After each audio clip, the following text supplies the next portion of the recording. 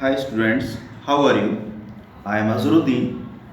Today I am presenting and explaining the story of our main textbook named First Flight, Chapter 1, A Letter to God, writer G.L. Fuentes.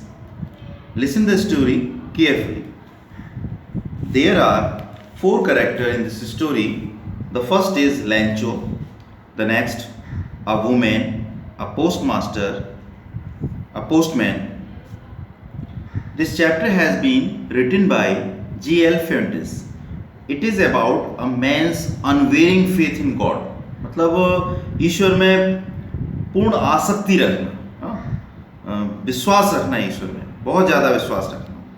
तो मैं आपको जो है इस समय इसकी शॉर्ट समरी बताता हूँ, स्टोरी बताता हूँ. पहले समरी फिर आपको समझाते हैं. हमारे पास लिखी हुई है समरी, पूरा मैंने लिखा है आपके लिए. और एक तरह से ये पूरी कंप्लीट चैप्टर ही है. चैप्टर रीडिंग थोड़ा इजी नहीं हो पाएगा अकॉर्डिंग टू द बुक, लेकिन इस चैप्टर में, इस समरी में पूरा चैप्टर इंक्लूड ही है. आगे अगर समय होता है तो हम चैप्टर में भी चैप्टर की रीडिंग और एक्सप्लेनेशन दोनों कर सकते हैं. तो स्टोरी आप सुनिए. Lencho was a hard working farmer. He lived in a valley. His house was situated on the top of the hill. He could see his fields from there. He expected a good crop. The fields only needed some showers. He was hopeful for rain. During his meal, it began to rain. Lancho was overjoyed. He went out to feel the pleasure of rain. But suddenly, a strong wind came and large hailstones began to fall. It hailed for an hour. The field was white.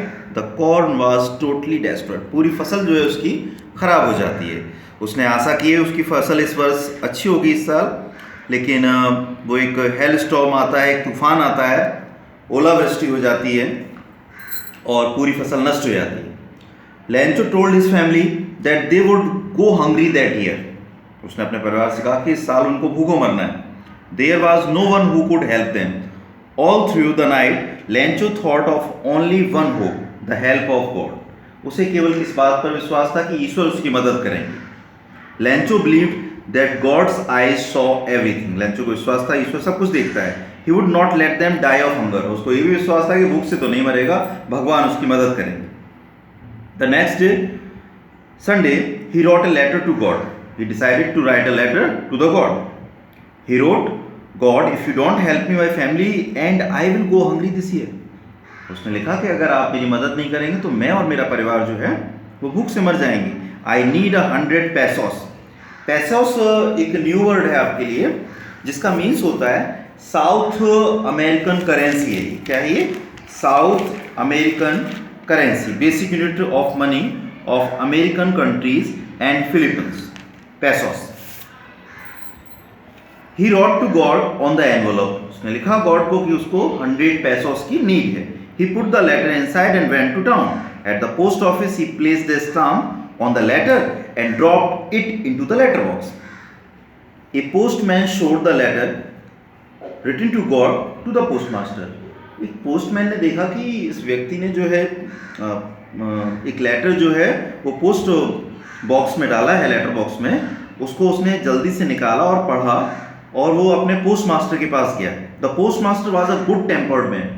Good tempered means amiable friend, एक व्यवहारिक व्यक्ति, दोस्ताना व्यवहार रखने वाला.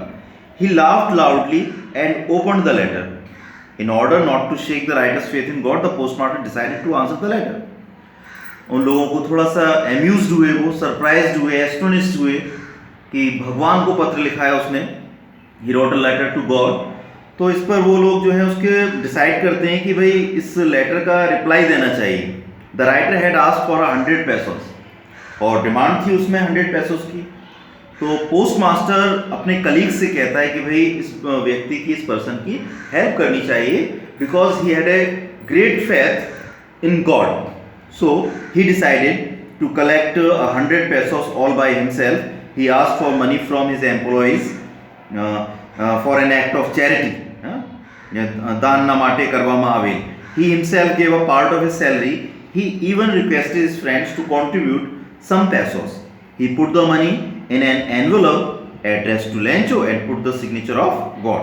The following Sunday, Lencho received the letter. When Lencho counted the money, he became angry. मतलब जब उसको पैसे वापस मिल गए, पोस्टमास्टर ने अपने कलीग से पैसा कलेक्ट किया और 70 pesos भेजे, तो मनी वाज ओनली 70 pesos, तो इस बात से वो एंग्री था. He wrote another letter to God. उसने ईश्वर को दूसरा पत्र लिखा और उसमें उसने कहा कि वही जो रेस्ट अमाउंट रह गया 30 pesos, वो आप मुझे जल्द से जल्द भेजें. और उसके दिमाग में एक डाउट ये भी है कि हो सकता है ये 30 pesos जो है, 30 पैसे जो रिमेनिंग है, ये अमाउंट जो है वो एम्प्लॉयज जो है पोस्ट ऑफिस के, कहीं उन्होंने तो नहीं उसको चुरा लिए हैं. Because he thought that the post office employees were a bunch of crooks. So the meaning of these words, bunch of crooks, is धूर्त मक्कारों का समूह, ठगों टोलू. क्या समझा उसने कि जो पोस्ट ऑफिस के कर्मचारी हैं वो क्या हैं, धूर्त मक्कार लोग हैं और वो चोर हैं. उन्होंने उसका पैसा जो है वो चुरा लिया है. तो वो गॉड से कहता है जब आप मुझे आगे पैसा भेजें तो वो डायरेक्ट भेजें, पोस्ट ऑफिस के जरिए ना भेजें. तो ये तो थी स्टोरी. आगे हम आपको इसकी समरी बताते हैं.